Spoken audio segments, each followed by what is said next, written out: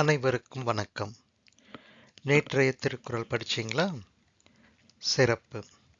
வாங்க பார்க்கலாம் இன்றைய திருக்குறள். குறள் எண் 478. அதிகாரம் வலியறிதல். பால் பொருட்பால்.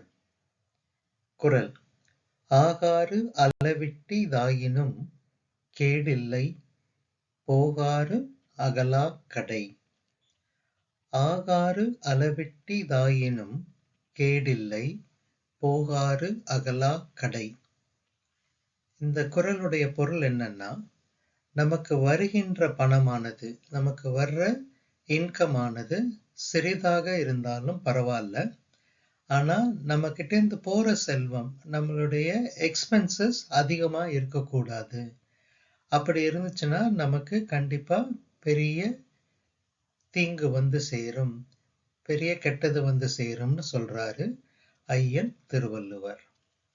ஆகாறு அளவிட்டிதாயினும் கேடில்லை போகாறு அகலாக் கடை.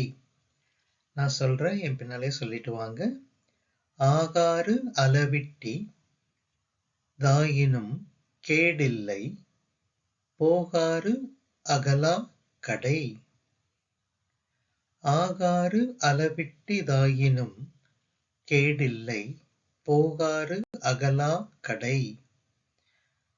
ஆகாறு அளவிட்டிதாயினும் கேடில்லை போகாறு அகலாக் கடை. இந்த குறளை மீண்டும் மீண்டும் கேட்டு மனனம் செய்யுங்க. மீண்டும் நாளைக்கு இன்னொரு திருக்குறள்ல பார்ப்போம். நன்றி, வணக்கம்.